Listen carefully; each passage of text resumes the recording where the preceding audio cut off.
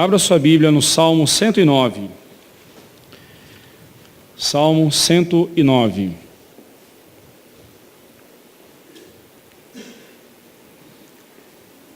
Mantenha a sua Bíblia aberta, por favor. Nós faremos a leitura do mesmo de acordo com a exposição do texto. Vamos orar. Peça a Deus que fale ao seu coração. Peça ao Senhor que fale através da palavra nesse instante. Somente a palavra de Deus seja ouvida agora. Fale com o Senhor. Santo Deus, adorado seja o teu nome em toda a terra. Exaltado, ó Deus, sejas na vida de todos os homens, e em especial na vida da tua igreja. Que a tua palavra encontre guarida em nosso coração e o purifique, e o santifique, e o transforme para a tua honra e para a tua glória. Em nome de Jesus nós oramos. Amém. Este salmo é o último daqueles salmos, em todo o livro dos salmos, conhecido como salmos imprecatórios. Essa palavra imprecatório, né? Eu já expliquei isso para vocês em outra ocasião, mas repitamos aqui a informação, né? Um salmo imprecatório é uma oração, geralmente nas escrituras nós encontramos nos livros dos salmos. Ela não é uma oração cheia de ódio e de vingança, como numa primeira lida é o que parece, né? Nós vamos ver aqui Davi desejando certas coisas. A impressão que se dá numa primeira lida é que o seu coração está carregado de ódio e de vingança desmedida em relação aos seus inimigos. Mas não é. Um salmo precatório ou uma oração imprecatória é uma oração que expressa a sua confiança na justiça de Deus.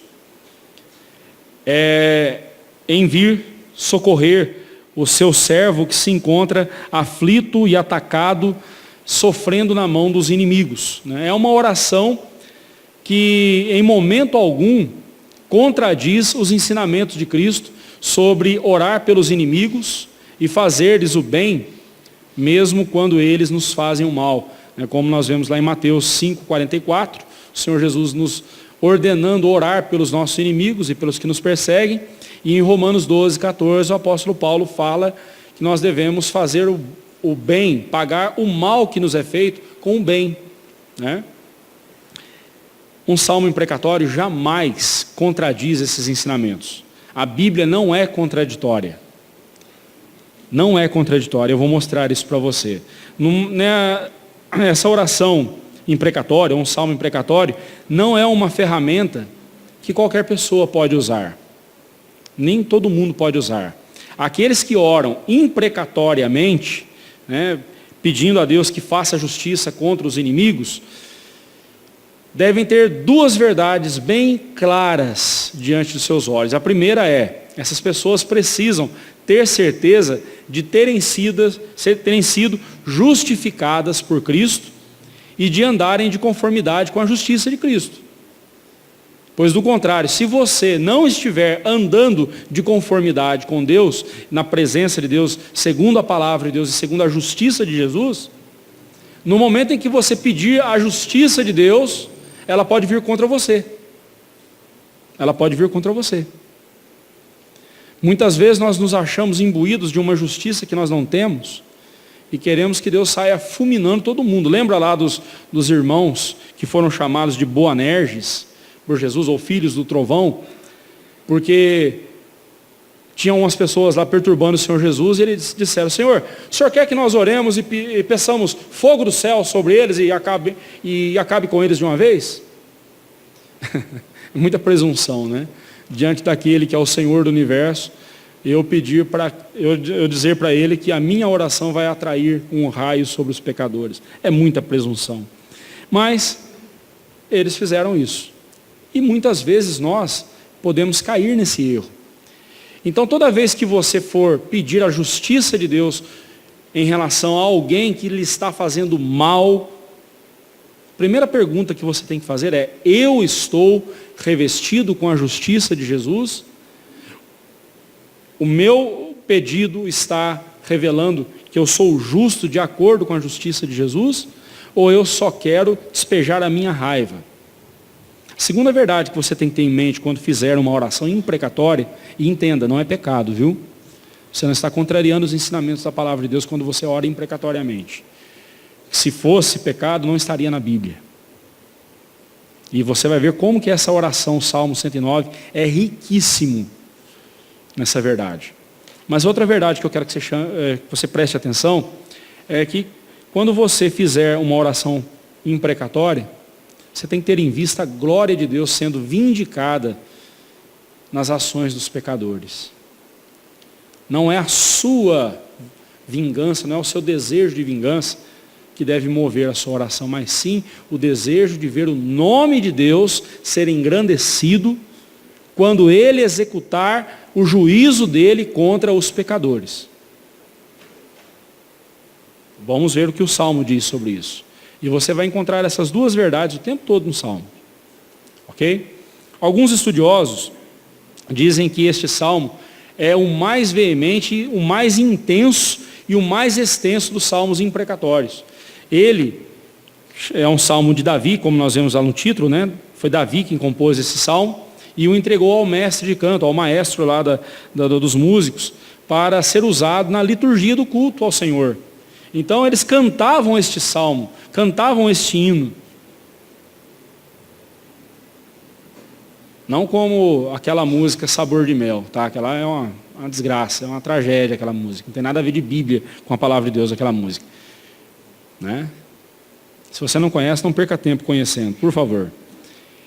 A ocasião que deu ensejo a este salmo também nós não sabemos, ela é incerta. Alguns pensam que foi naquela ocasião em que Doeg delatou Davi para o rei Saul e vários sacerdotes foram mortos. Você pode ver isso lá em 1 Samuel, capítulo 21 e 22, tem essa história lá. Outros colocam a perseguição de Saul ou a perseguição de Absalão, filho de Davi.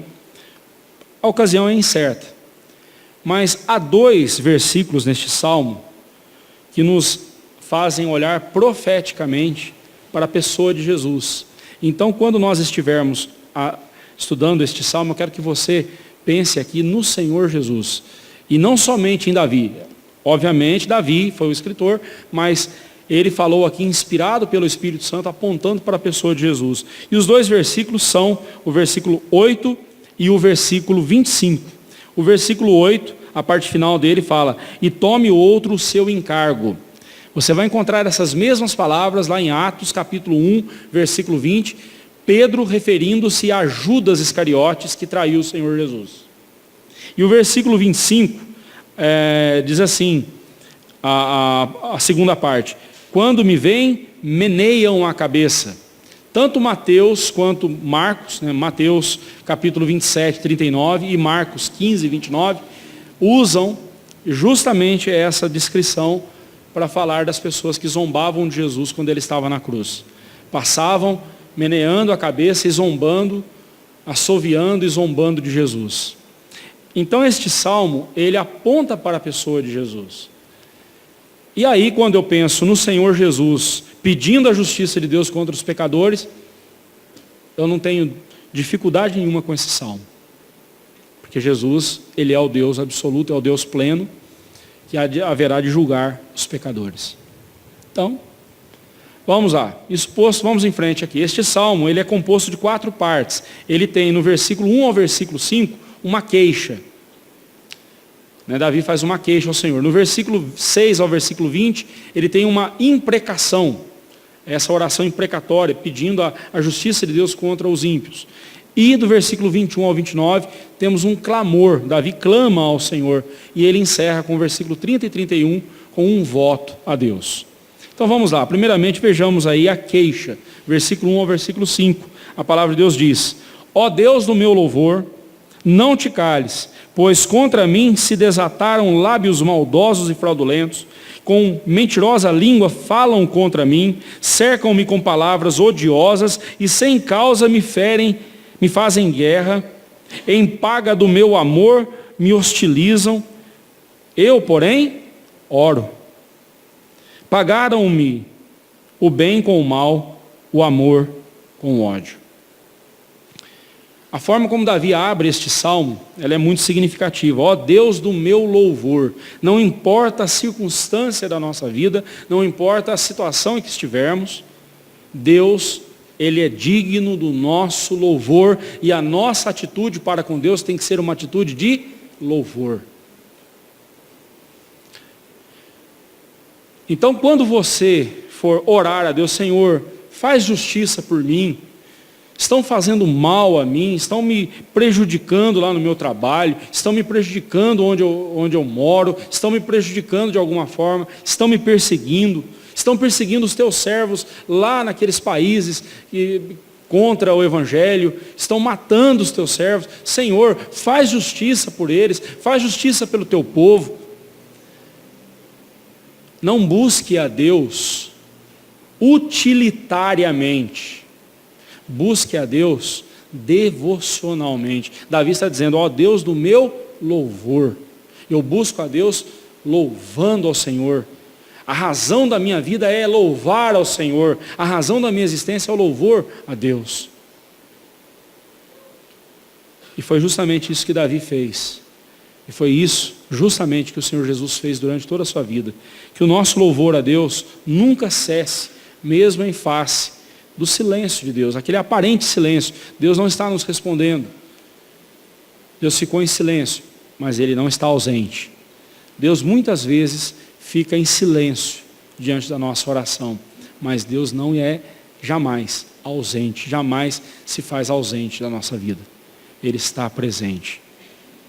Louve ao Senhor. Bendiga ao Senhor. Estas palavras também vão muito além de Davi. Elas apontam para o Senhor Jesus. Não tem como não vermos aqui o próprio Senhor Jesus. A Bíblia diz que os seus algozes se levantaram contra ele e se desataram lábios maldosos e fraudulentos com mentirosa língua. Olha o julgamento do Senhor Jesus, do começo ao fim foi uma fraude. Do começo ao fim, quando você pega a história do julgamento de Jesus ali pelo Sinédrio, foi o julgamento mais mentiroso, mais maldoso de toda a história.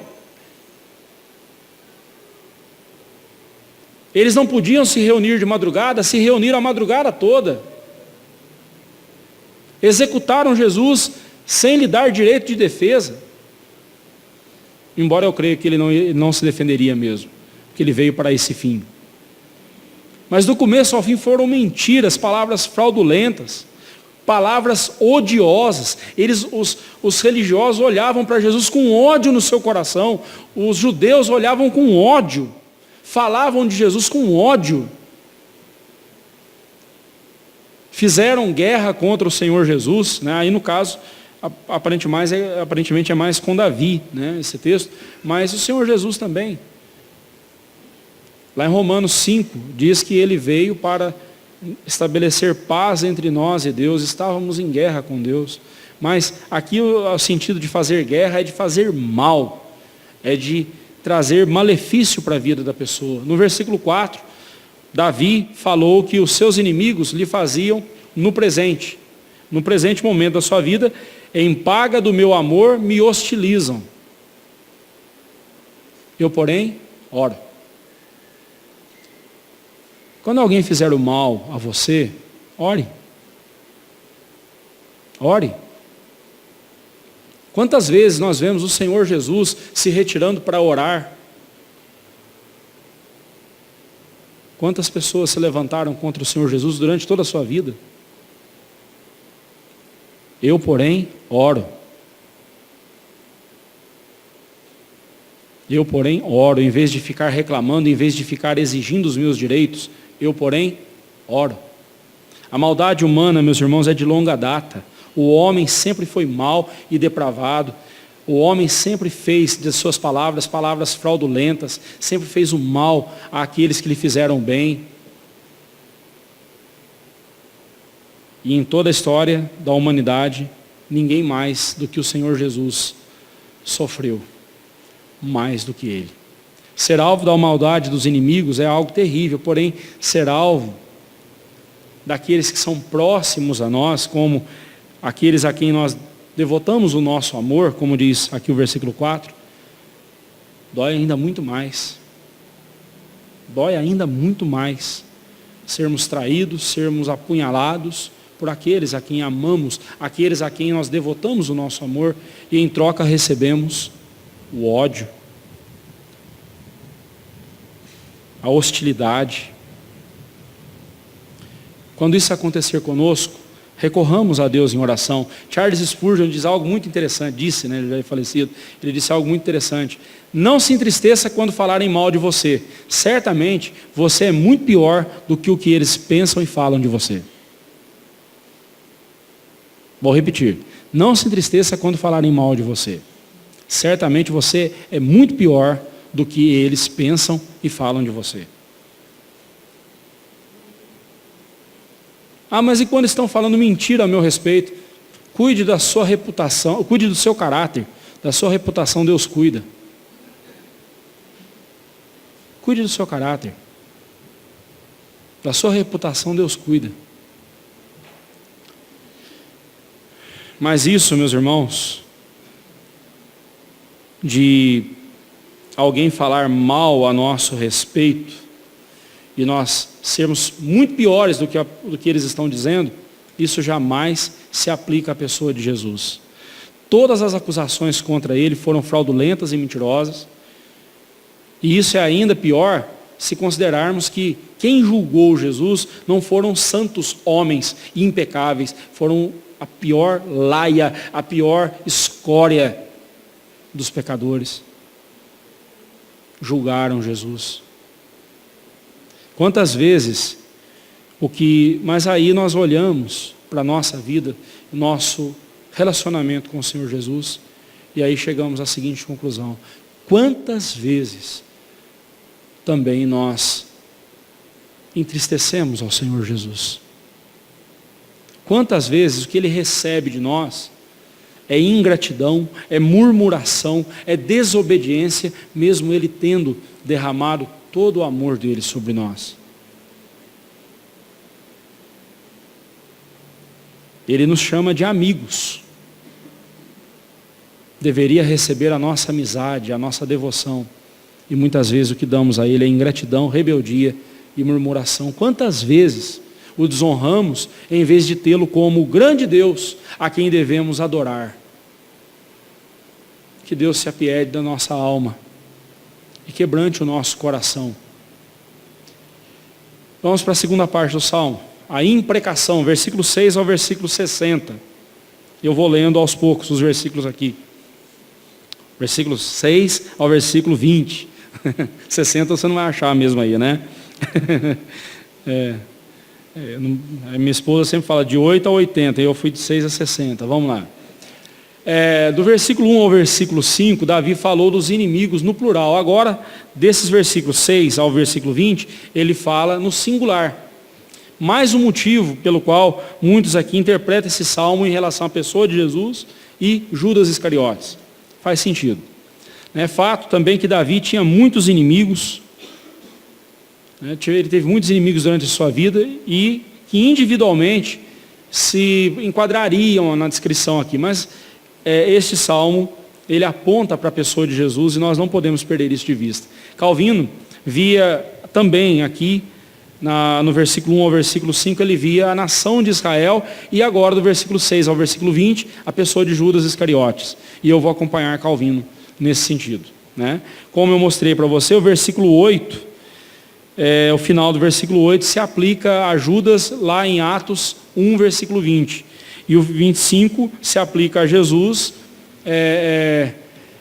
no momento do sacrifício dele. Mas as seguintes imprecações são descritas aqui nestes versículos. Do versículo 6 ao versículo 8, nós vemos uma circunstância de julgamento. Olha só o texto, suscita contra ele um ímpio, e à sua direita esteja um acusador. Quando o julgarem, seja condenado, e tida como pecado a sua oração. Os seus dias sejam poucos, e tome o outro o seu encargo. A cena aqui descrita é de um tribunal, de um julgamento. As palavras aqui, o linguajar, acusador, julgarem, condenado, são linguagens de um tribunal. O salmista pede a Deus que julgue a sua causa e declare o culpado e condenado o seu algoz que levantou contra ele. E mesmo que ele viesse a pleitear um veredito diferente e que fosse tida, e a sua oração fosse tida como pecado, o que o salmista está dizendo para Deus: Senhor, julgue este malfeitor, esse mentiroso que me ataca, julgue-o. E quando ele estiver diante de um tribunal que não tenha testemunhas para ajudá-lo, que a acusação contra ele prevaleça e que ele sofra as consequências do seu pecado.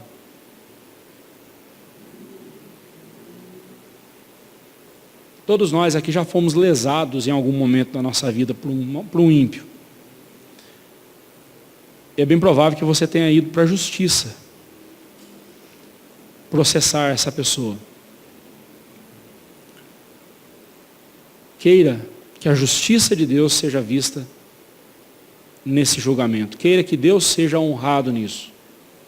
Se você for para a justiça, não queira tirar além do que lhe é devido. Não queira pegar para você o que um advogado habilidoso conseguiria arrancar da outra pessoa. Não faça isso. Queira o que é seu. Não é errado você ir na justiça e processar alguém que lhe fez mal, exceto se for um irmão da igreja. Um irmão jamais deve levar outro ao tribunal.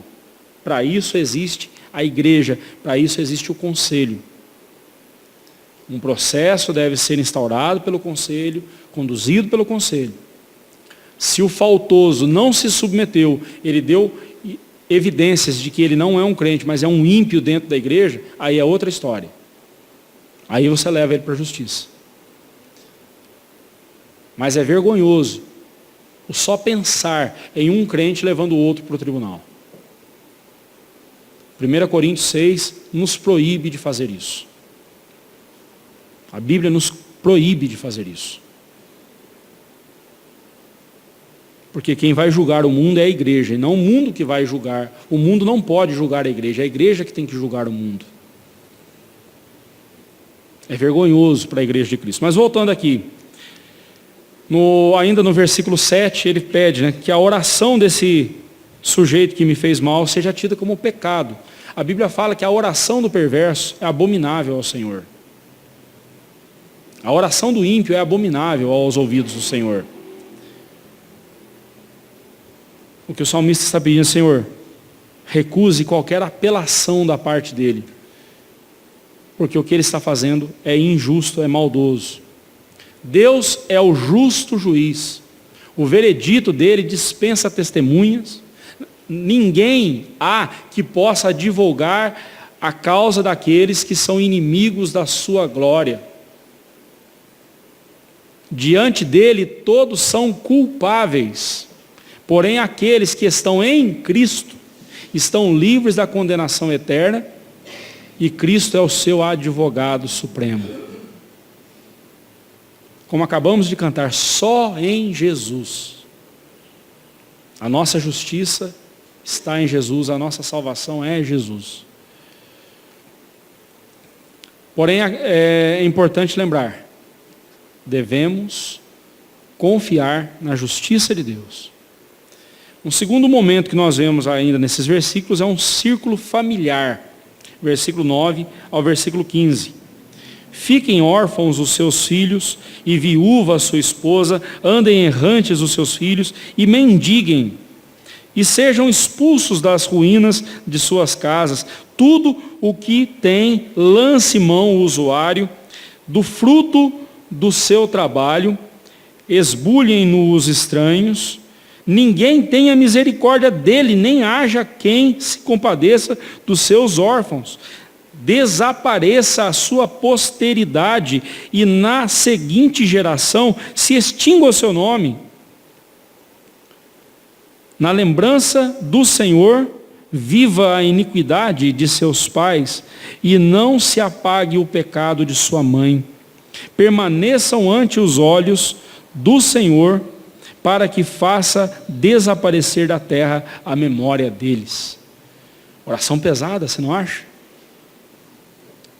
Oração pesada, mas nós precisamos entender aqui o contexto em que ela foi dita.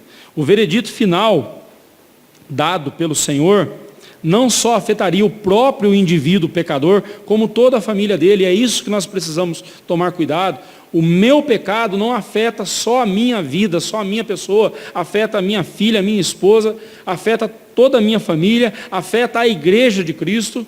Os meus pecados não são reservados apenas a mim, as suas consequências. De alguma forma, eu afeto a vida de outros.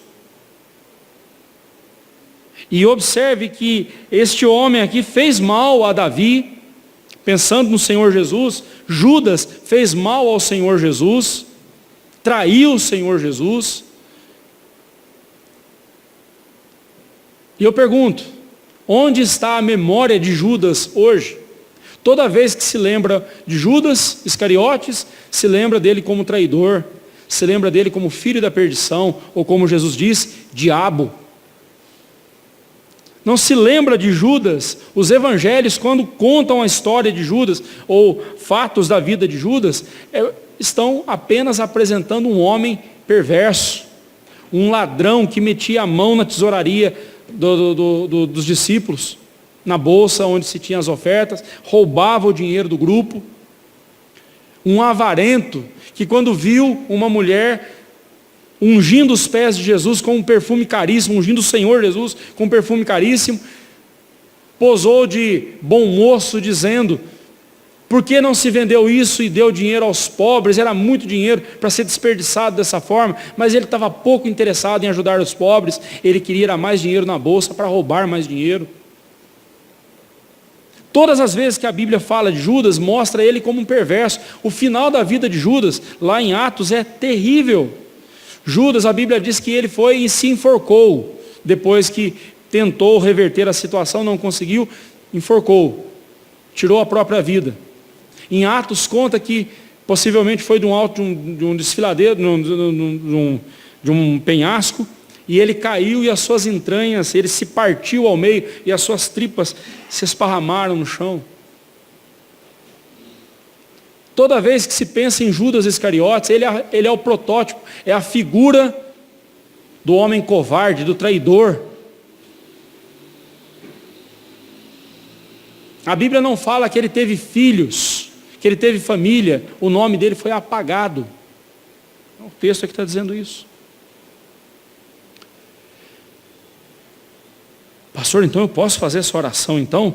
Tem uma pessoa que está me perturbando, eu posso fazer essa oração então? Lembre-se, você está diante de Deus, revestido com a justiça de Jesus.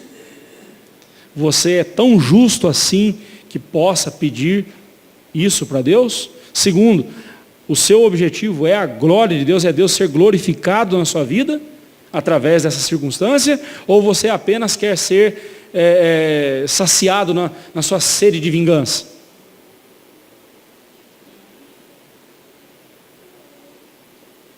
Cuidado, essa oração, como eu disse, não é para qualquer um, não. Mas aquele que anda na presença de Deus, ele pode fazer essa oração. Observe, é uma oração. Você não vai sair fazendo com as próprias mãos a justiça. Você coloca nas mãos de Deus e Deus sabe o que faz. Há uma história, até já contei essa história aqui para os irmãos, que sempre que eu falo sobre justiça eu lembro dessa história. O filho de uma mãe foi assassinado por seu amigo. E o amigo foi para a cadeia, obviamente. E essa mãe, durante anos, orou a Deus: Senhor, faz justiça. Só cadeia é pouco. Faz justiça, Senhor. Faz justiça. E Deus fez justiça. Um dia, aquele jovem manda uma carta para essa mãe, pedindo perdão a ela, dizendo: eu sei o mal que eu lhe fiz e eu lhe peço perdão. Eu não me importo de passar o resto da minha vida aqui nessa cadeia, pagando pelo meu pecado. mas eu preciso te pedir perdão e dizer para você que eu sou o seu irmão em Cristo, eu me converti a Cristo Jesus. Ela orou a Deus, e na oração dela pedindo justiça, obviamente ela estava pedindo o quê? Um raio para matar aquele sujeito. O que Deus fez? Converteu o coração. Deus fez justiça. Nós precisamos entender que a justiça de Deus age de duas formas. Deus faz justiça na vida dos pecadores. Dos eleitos para a salvação, a justiça de Deus é para a salvação, é para justificá-los. Dos réprobos, a justiça de Deus é para a condenação. No caso desse rapaz, a justiça foi para salvação. E essa mãe ficou furiosa com Deus e passou ainda mais alguns anos relutando em seu coração, até que um dia Deus mostrou para ela quem é que pode mais. E ela foi até ao presídio visitar o rapaz e abraçou o rapaz e disse: eu também te perdoo pela morte do meu filho. E eu creio na sua conversão. Isso é justificação, é perdão. Então prepare-se, quando você estiver fazendo uma oração dessa aqui, pode ser que não aconteça com a pessoa o mesmo que aconteceu com Judas, pendurou numa corda, se enforcou, as suas tripas se partiram e ele caiu morto ali. Pode ser que isso não vai acontecer com essa pessoa, ainda que você queira.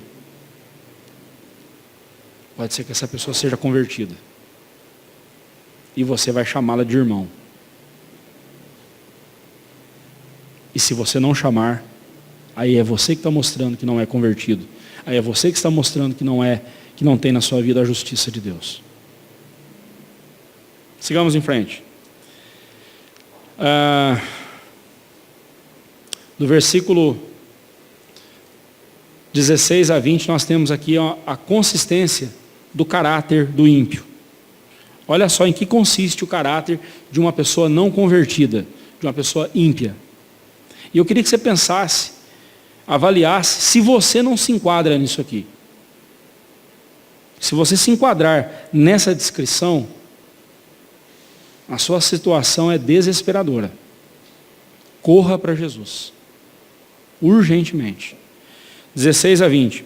Portanto, não se lembrou de usar misericórdia, mas perseguiu o aflito e o necessitado, como também o quebrantado de coração, para o entregar à morte.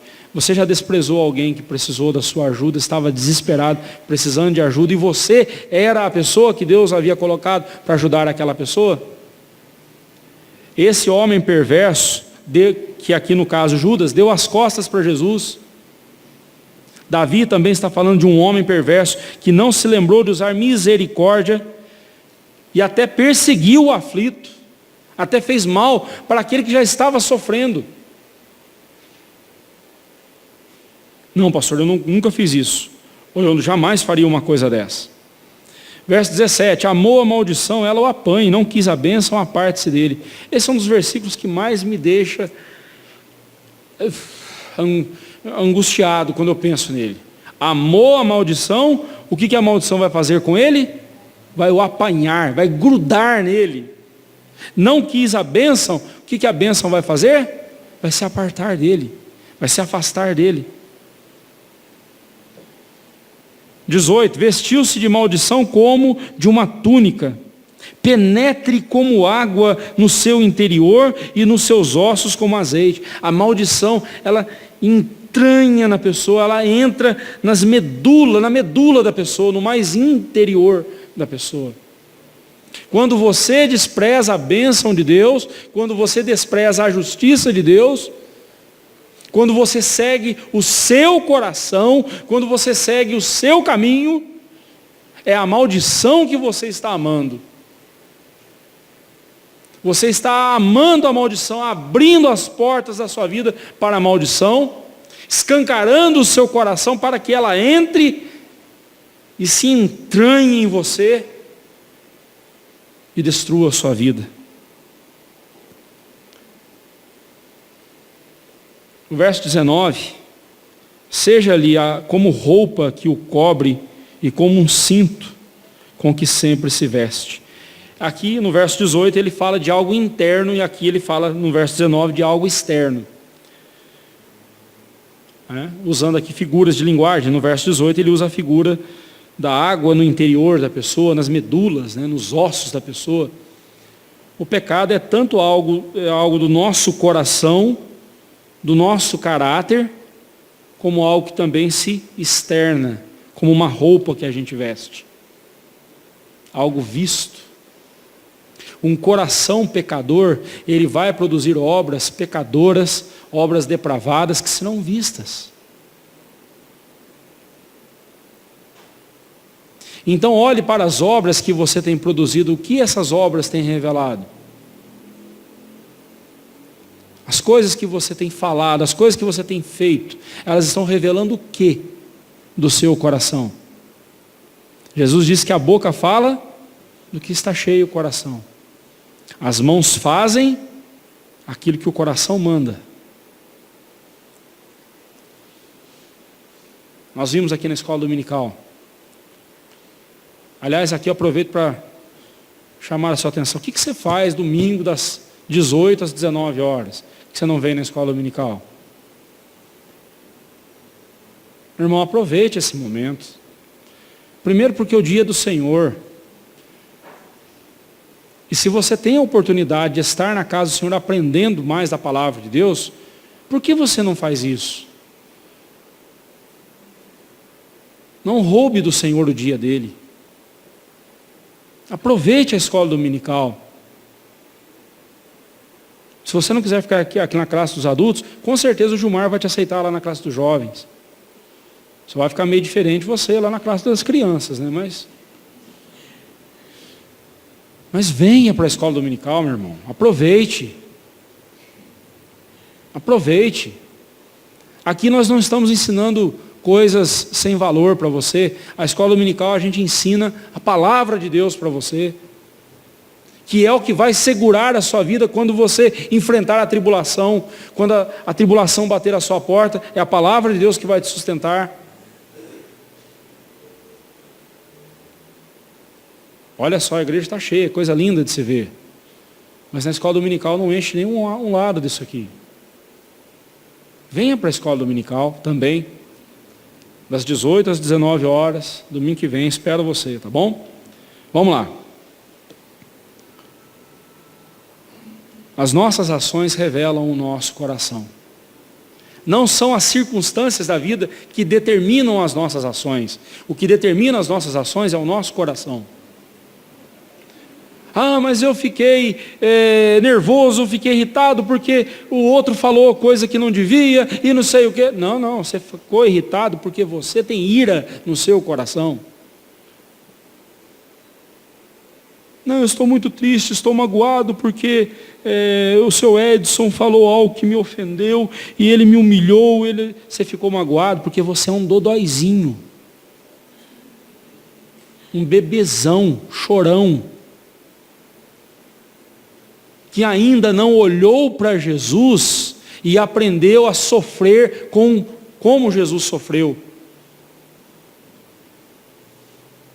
Um bebezão que quer ser carregado e paparicado o tempo todo, quando já devia estar carregando outro em suas costas, sendo suporte na vida de outros irmãos, mas não, é peso na vida dos outros.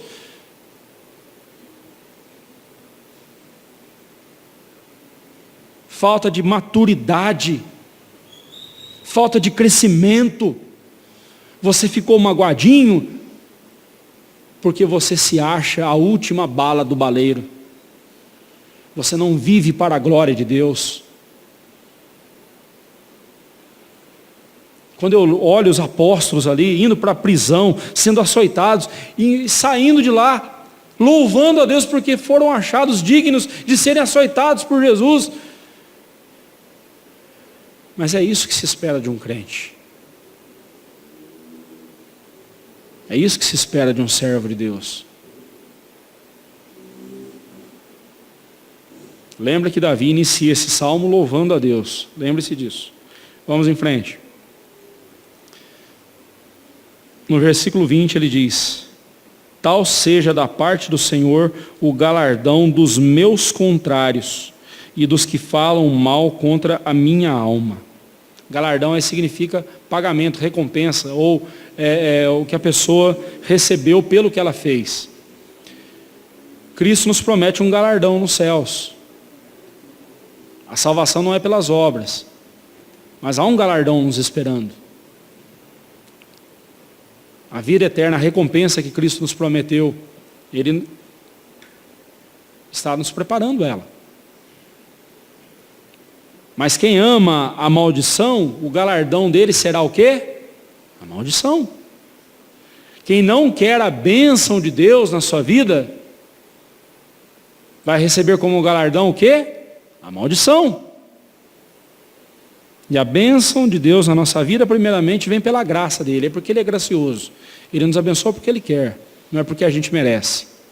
Mas quando ele nos abençoa e nos transforma em filhos dele, ele nos dá agora um propósito de vida para a glória dele. O propósito da nossa vida é a glória do Senhor. E quando nós vivemos para a glória do Senhor, colhemos ainda mais bênçãos, porque Deus é misericordioso e ele ama abençoar o seu povo.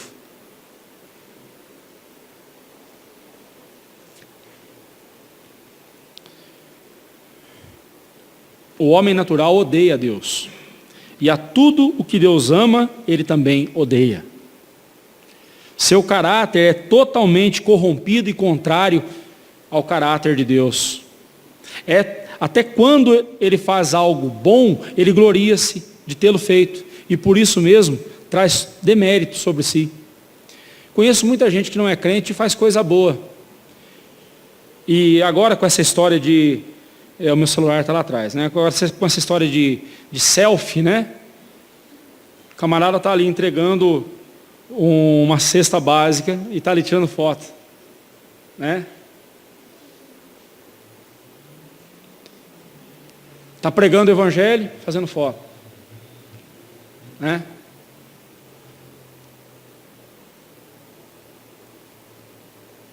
O que a tua mão direita faz, não toque trombeta a outra mão. Né? Que uma mão faz, a outra não fique tocando trombeta. Não fique se vangloriando disso. Mas tem muita gente que faz para dizer que fez. Para mostrar que ele é melhor do que o outro. Tem muito crente fazendo isso. Deus abomina esse tipo de atitude. Deus abomina isso. Voltando para Judas Iscariotes, esses versículos nos mostram que ele amou a maldição, ele não quis a bênção. Deliberadamente ele traiu o Senhor Jesus, deu as costas para Jesus, revelando assim o seu coração depravado. Semelhantemente agimos quando cedemos à tentação e caímos no pecado. Ainda uma palavra aqui sobre as imprecações, eu quero chamar a sua atenção. Davi as proferiu no contexto com base nos termos da aliança de Deus com o seu povo. Lembra quando Deus estava lá conduzindo o povo para a terra prometida, o Monte Ebal e o Monte... fugiu o nome do outro monte. 6 tribos ficaram num monte e as outras 6 no outro monte. O Monte Ebal e o Monte... Me ajudem, irmãos, me fugiu o nome. Não é Gerizim, não. Oi? Tabor, isso mesmo. Monte Tabor e Monte Ebal. Joia, obrigado, irmão. Dividiu o povo, né? 6 tribos em cada monte. 6 tribos ficaram proferindo as bênçãos decorrentes da obediência, e os outros 6 tribos respondiam, amém. Depois que eles proferiram as bênçãos decorrentes da obediência a Deus, as outras 6 tribos fizeram o contrário. Nós vamos proferir agora as maldições decorrentes da desobediência. E as outras 6 tribos respondiam, amém. Fizeram um jogral, né? Você sabe que é jogral, né? Eu cresci na igreja desde pequenininho, então a gente sempre fazia jogral, né? Fizeram um jogral ali. A aliança de Deus com o seu povo é nesses termos. Se você ama a bênção de Deus virá sobre você. Mas se você ama a bênção é porque você obedece a Deus, você anda em obediência a Deus. Agora, se você anda em desobediência a Deus, você está mostrando que você ama o quê? A maldição. E ela vai grudar em você. Ela vai te apanhar. E a bênção vai se apartar de você. Judas Iscariotes passou por isso. Irmãos, este salmo ainda tem muita coisa para a gente ver. Tem ainda o versículo 21 a 31. Eu não vou conseguir encerrar antes das 9h30. Por isso eu vou encerrar aqui. E eu volto com vocês, não no domingo que vem. Domingo que vem quem estará conosco é o nosso casal missionário, o Fábio e a Evânia. O Fábio estará trazendo a mensagem domingo que vem. No outro domingo, então, daqui a 15 dias, eu encerrarei este salmo com vocês. Relembrarei algumas verdades. É muita coisa para a gente ver. Eu não quero que você perca nenhum detalhe importante aqui deste salmo. Especialmente agora, quando nós veremos o clamor e depois o voto que Davi fez ao Senhor. Encerro aqui no versículo 20. E peço para você, leia este salmo em casa. Mas não se esqueça, tem alguém fazendo mal a você? Você vai orar imprecatoriamente em relação a essa pessoa? Você pode fazer isso. Se você estiver revestido com a justiça de Cristo. Porque se você não estiver revestido com a justiça de Cristo, você pode cair na própria oração que você fez. E se o seu objetivo, em segundo lugar, seu objetivo for a glória de Deus, Deus sendo glorificado e a honra do Senhor sendo vindicada no julgamento do ímpio. Se o seu objetivo for outro além deste, então nunca ore assim. Você estará pecando. Você estará pecando. Uma oração precatória é uma oração de confiança na fidelidade e na palavra de Deus. Confie no Senhor. Confie em sua palavra. Ele disse que vai julgar a sua causa. Ele disse que vai cuidar de você e Ele cuida. Cuide do seu caráter, da sua reputação, Deus cuida. Que Deus assim nos abençoe. Amém.